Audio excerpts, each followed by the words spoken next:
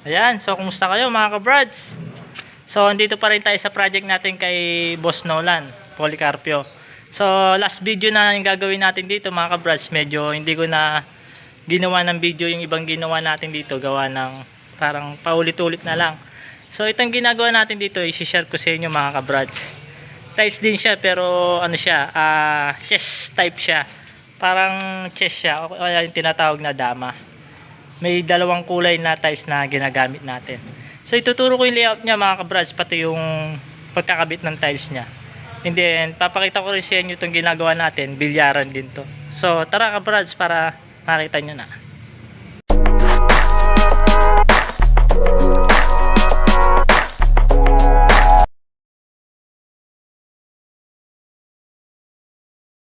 So ito yung ginagawa natin mga ka-brads. Ayan, kung nakikita nyo yung tiles na to, meron siyang dalawang kulay. Meron siyang dark gray and light gray siya yung ginamit natin dito. Kasi karamihan sa chest type, ginagamit nila dito white and black. O di kaya meron siyang halong pula. So ito yung ginagawa natin mga ka-brads, gumamit tayo ng dark gray and gray. Kasi ito yung pinili ni Boss Nolan. Itong ginagawa natin, meron din siyang isang step. Ito mga ka-brads, ito. Meron din siyang cob light. So paikot yan mga ka-brads, magmula doon sa kanto na yon. Yung pagka-layout nito, kumuha tayo ng isang buo agad sa harap. Kasi napaka-importante talaga na makuha natin yung layout niya buo dito sa may harap. Kasi ito yung naka-front sa mga tao. Bali pagdating doon sa may wakas niya, natatabas ng konti yung tiles. So hindi siya pangit. And then ito yung kisame natin mga ka-brads. Oh. Napakaganda, napakalinis ng pagkagawa niya.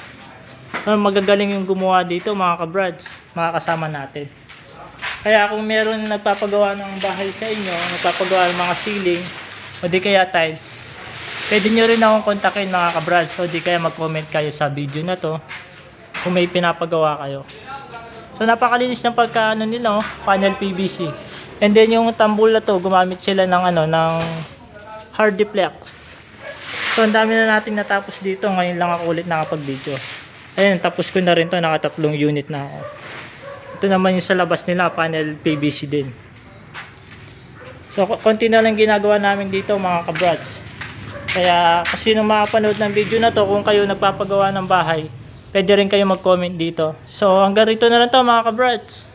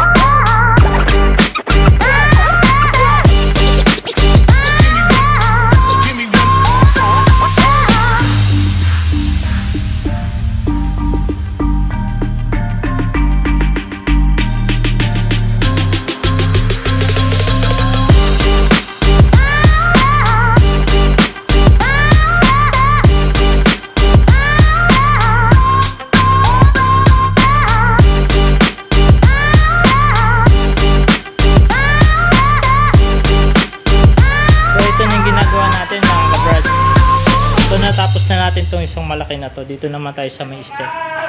Ayan yung pagka-finish nya. Pwede ka na mag-chest. And then ito yung dito na tayo sa may step. Ayan yung nya. Yung makasama natin nagbe-break time. Ayan na siya mga ka-brads. Huwag mo muna kainin. Mainin mo muna. So pinagpares lang natin yung sukat nya. Yung sukat nya dun sa dulo. And then dulo din dun. Pati yan? Para makuha natin yung pare-parehas niya hanggang rito. Yan, meron pa siya rito hanggang rito. So pinatulungan lang natin tong kanto na to. Tapos sinukat lang natin papunta rito. Ganito yung pagka-layout nitong isa na to mga ka-brads. Ayun yung tansi ko. Inulugan ko lang yung tiles nito dito. Ayun yung arrow niya. And then sinukat ko lang siya. So ganyan lang yung pag-layout niyan mga ka-brads. Dito lang.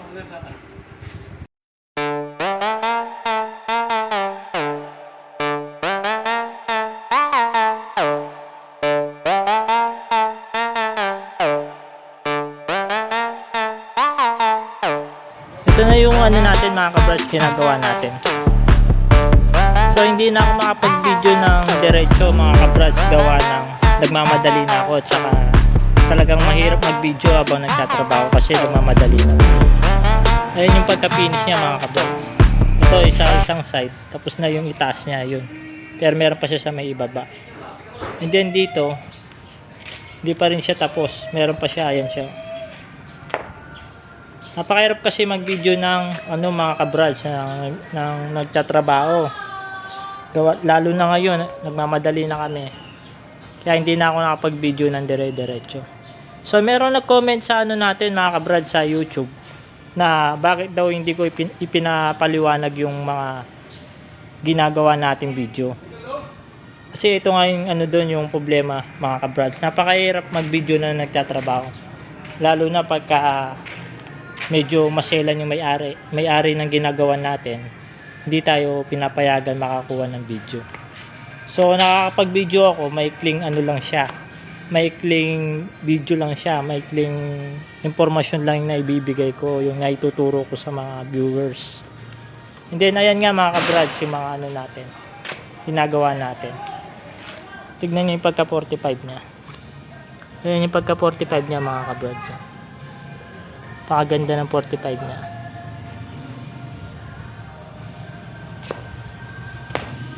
So hanggang dito na lang to mga kabrads. Bali ipapakita ko na lang sa inyo sa channel ko sa YouTube itong finish niya, pati yung mga ilaw niya pagka sinindihan na yung mga ilaw niya sa ilalim doon sa may mismong cob light niya. So hanggang dito na lang to mga kabrads. God bless you.